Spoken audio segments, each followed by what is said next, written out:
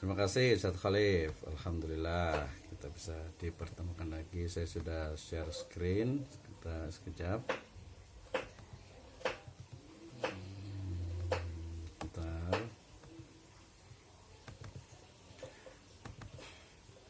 Baik, terima kasih. Bismillahirrahmanirrahim. Assalamualaikum warahmatullahi wabarakatuh.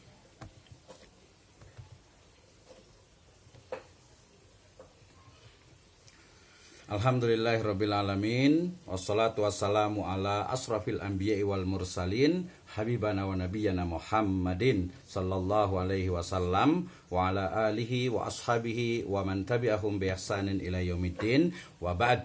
Qala Allah Ta'ala fi kitabihil karim, a'udzu billahi minasyaitonir rajim, ya ayyuhalladzina amanu anfiqu min thayyibati ma kasabtum. Wa qala azza wa jalla aidan, lan tanalul birra hatta tunfiqu mimma tuhibbun wa ma tunfiqu min syai'in fa innallaha bihi alim. Wa qala azza wa jalla, a'udzu billahi minasyaitonir rajim, ya ayyuhalladzina amanu ruk'u wasjudu wa'budu rabbakum waf'alul khaira la'allakum tuflihun. Wa qala Rasulullah sallallahu alaihi wasallam fi riwayatin, idza matal insanu in qata'a amaluhu illa min salasatin, illa min sadaqatin aw min sadaqatin jariyatin wa ilmin yuntafa'u bi wa waladin salihin yad'u lah. Wa qala Rasulullah sallallahu alaihi wasallam li sahibihi, yaitu Umar bin Khattab, in syi'ta habasta aslaha wa tasaddaqta biha. Wa an Abi Hurairah radhiyallahu anhu qala ba'asa Rasulullah sallallahu alaihi wasallam Umar ala sadaqatin wal hadis wa bihi wa amal khalidu faqad ikhtabasa idra'ahu wa tadahu fi sabilillah. Muttafaqun alaih. Wa fi qawaid al-fiqhiyah yaqul at-tabi'u tabi'. Wa qala aidan wal wasailu aw al wasailu laha ahkamul maqasid. Amma ba'd, fa inna asdaqal hadits kitabullah wa khairal huda huda nabiyyu sallallahu alaihi wasallam. Awalan aqulu lakum jazakumullahu khairan ala khudurikum fi hadhihi khissah at-tayyibah wa hadzal yaum al-mubarak. Ana sa'idun jiddan limada li'anna al-yawm yani ana urid an abhas yata'allaq bi dinina wa alaminal yawm. Alhamdulillah, today I am extremely happy because we can discuss about the digital lives of Waqaf, and my topic I will talk about the basic philosophy of Waqaf digitalization. The first, let's thank to Allah subhanahu wa ta'ala, and the second, peace and praise to be constant to the last messenger, the true idol, Muhammad sallallahu alaihi wasallam. Alhamdulillah, syukur Allah subhanahu wa ta'ala yang telah memberikan kepada kita kenikmatan iman, Islam dan juga ihsan. Kemudian salawat dan salam sama-sama kita panjatkan kepada junjungan alam Habibana wa Nabiyana Muhammadin sallallahu alaihi wasallam, kepada seluruh ahlul baitnya, para sahabatnya, serta orang-orang yang senantiasa mengikuti jejak sunnahnya hingga akhir zaman.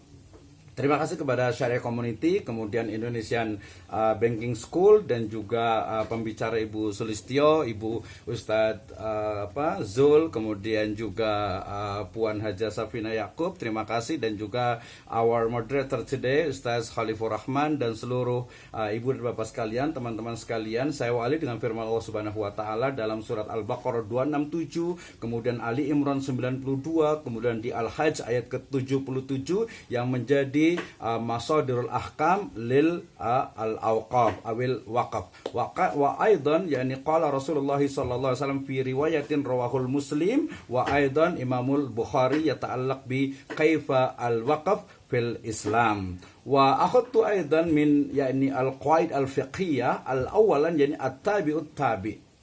Wasani wal wasail awil wasail laha ahkamul maqasid. Hadihi hiya adillatu li or for digitalize. Okay, the first we will introduce about the how to practice waqaf in the Prophet Muhammad SAW and his friends period. Ya, kita tahu bahwasanya ketika berbicara tentang digitalize of wakaf, ya, ketika kita bicara tentang digitalisasi dari wakaf, mestilah kita paham pertama bagaimana manajemen dari kronologi wakaf itu sendiri. Pada periode Nabi, kemudian ada cash wakaf, dan sekarang ada istilah digitalisasi wakaf. Ya, bagaimana sebenarnya digitalisasi wakaf ini? Tentu saja ya kita akan berbicara tentang basic filosofi ataupun pemahaman dasar dari digitalisasi itu sendiri, ya. Sebuah teori itu perlu didekonstruksi, ya.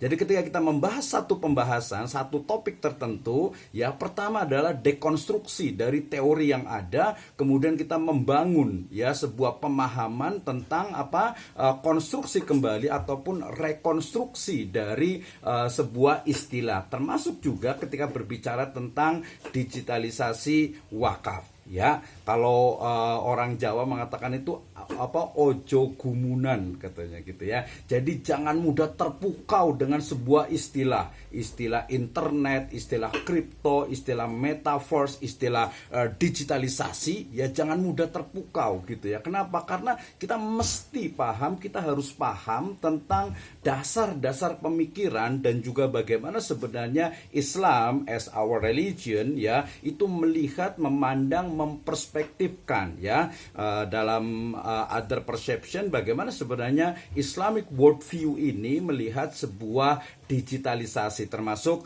wakaf. Saya bawakan tema ini kebetulan qadarullah kemarin saya menjadi satu tim di Bank Indonesia untuk menulis tentang ada buku tentang digitalisasi ekonomi syariah. Di dalamnya kita berbicara tentang bagaimana sebenarnya digitalisasi dari sosial Islamic finance, kemudian juga finance technology dan lain sebagainya, sehingga I think it's very important before we talk about the digitalization or digitalize of wakaf, kita mesti paham dulu tentang dasar pemikiran dan juga pemahaman, ya, terkait dengan bagaimana al-ayat wal ahadis wal qawaid al-fiqhiyah yata'allaq bi digitalisasi. Nah, ketika bicara tentang digitalisasi wakaf, tadi sudah disebutkan oleh pemateri sebelumnya, yaitu proses penggunaan teknologi digital dalam pengelolaan wakaf, sehingga sebenarnya kita tidak betul tadi Bu Sulistiawati mengatakan bahwa 3M, ya, makam, masjid, kemudian madrasah itu bukan berarti harus ditiadakan. Justru masjid dalam konteks yang disebut dengan masjid generasi 4.0 gitu ya, di mana masjid itu bukan hanya sebagai tempat ibadah tetapi juga menjadi pusat pemberdayaan ekonomi. Why not gitu ya. Kemudian juga makam itu bukan sesuatu yang kuburan yang kemudian tidak ada nilai produktifnya. Terbukti dengan adanya misalnya Firdaus Memorial Park, kemudian juga ada San Diego Hills Memorial Park is a business gitu ya, walaupun dalam konteks tentu saja Islamic social finance. Nah, ketika berbicara tentang digitalization of wakaf, ya, maka kita bicara tentang fundraisingnya, kemudian processingnya, and also we talk about the distribution, ya.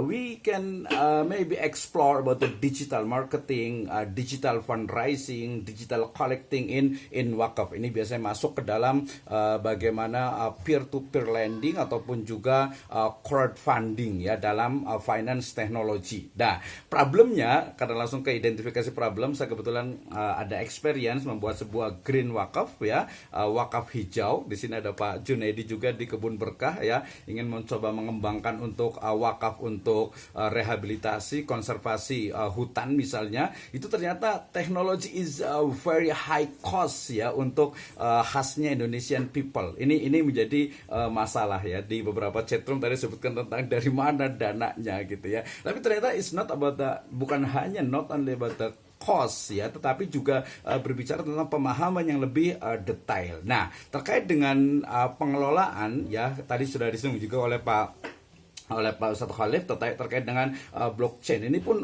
perlu kita pahami dan juga ya, jadi kita dekonstruksi dulu gitu. Kita pastikan dulu ini apa sih sebenarnya makhluk blockchain itu, padahal kita sudah punya apa yang disebut dengan pengawasan malaikat gitu ya. Kalau blockchain itu adalah pengawasan melekat, kalau yang pengelolaan Islamic management ya itu adalah pengawasan malaikat yang I think is best ya, lebih baik tentu saja daripada teknologi yang ada. Bukan berarti kita dekonstruksi teknologi, tetapi kita juga harus melihat bagaimana sebenarnya falsafah dari digital sehingga kita tidak menjadi gegar teknologi, kita juga tidak gegar digital. Nah, terkait dengan distribusi ini nanti dibahas yang cukup banyak. Nah, ketika bicara tentang basic dari philosophy of wakaf, tentu saja kita akan bicara tentang nadhoriyatut taisir. Kita bicara tentang bagaimana sebenarnya digitalisasi ya, proses digital pengelolaan wakaf gitu ya, dalam konteks Islam. Ya, kenapa? Karena ini penting ya agar masyarakat itu melihat ternyata tadi at-tabi'ut tabi ya, sesuatu yang mengikuti itu harus mengikuti hukum yang awalnya gitu ya, sehingga nggak bisa tuh kemudian kita Islam mengagungkan teknologi tapi ternyata yang intinya malah kita tidak dapatkan. So nadhiratul taisir, kemudian al-maslahah, kemudian juga nadhiratul taghyirul fatwa ya, teori-teori tentang perubahan hukum, kemudian juga al-urf wal ada ya. If we talk about the urf al ada wal ada is not only in maybe coastal area ya, maybe in Papua, Celebes, Borneo and other coastal area in Indonesia. Bukan itu ya. Al-urf wal ada in the modern context ya, kita bicara tentang satu teknologi yang berkembang dan menjadi sebuah urf di masyarakat. Dan kita tahu juga bahwasanya al-aslu fil muamalah al-ibaha atau al-aslu al-mubah. Nah, ini menjadi juga satu fundamental ya, tadi bukan fundamentalisme, nanti ada ismenya nanti jadi salah nih. Satu fundament, satu bangunan, satu dasar ya bagi tatbik ya, praktik dari hifdzul khamsah ya. Walaupun sekarang udah menjadi bukan lagi hifdzul khamsah ya, bukan lagi maqasidul khamsah, tapi sudah menjadi maqasidus sab'ah. Salah satunya ada hifdzul bi'a'au hifdzul alam, bagaimana menjaga lingkungan ini. Nah, kemudian bicara tentang nadhoriyatut taisir, bicara tentang Al-Baqarah ayat ke-185, Al-Maidah ayat ke-6, kemudian surat Toha ayat ke-2, ini berbicara tentang bagaimana sebenarnya digitalisasi mestinya itu harus user friendly. Ya, jangan sampai justru masyarakat itu malah tersulitkan ya, ma anzalna alaikal qur'ana litashqa gitu ya. Al-Quran itu datang itu bukan untuk menyusahkan. Jadi teknologi itu datang bukan untuk bikin kita ribet gitu ya. Nah, itu karakter dari teknologi itu mestinya dia adalah user friendly, bukan untuk litashqa ya. Kemudian banyak sekali ketika berbicara tentang ad-dinun yusrun. Bahkan kata-kata Nabi SAW pernah bersabda dalam riwayat Al-Bukhari ya, yassiru wala tu'assiru wa basyira wala tunaffiru wa tatawwa'aha aw wa tatawwa'a wala tahtalifa. Nah, ini menjadi satu dasar yang kemudian menjadi juga qawaid al-fiqhiyah, banyak sekali berbicara tentang teori-teori nadhoriyatut taisir. Maslahah I think is very important, dan ini sangat sekali banyak dibahas and we can discuss about it, tapi waktunya sudah 13 menit. I will give my time to our main speaker today, Puan Hajah Safina Yaakob, dan saya cukupkan sampai di sini. The last conclusion adalah digitalisasi wakaf sebagai sebuah keniscayaan untuk menjawab tantangan zaman. Tetapi kita tidak terjebak kepada semacam euforia teknologi ataupun digitalisasi, because we have the big better ya. Kita punya sesuatu yang lebih baik, yaitu Islam yang ya'lu wala yu'la alaih ya. Kemudian juga Islam telah menjadikan wakaf sebagai bagian dari ekosistem ekonomi. Ingat ya, wakaf itu hanya bagian ya dari yang disebut dengan tadi bagaimana ekonomi atau sistem ekonomi gitu ya, ekonomi yang berfungsi untuk memberdayakan dan memberikan maslahat. And the last basic philosophy dari digitalisasi wakaf adalah kemaslahatan,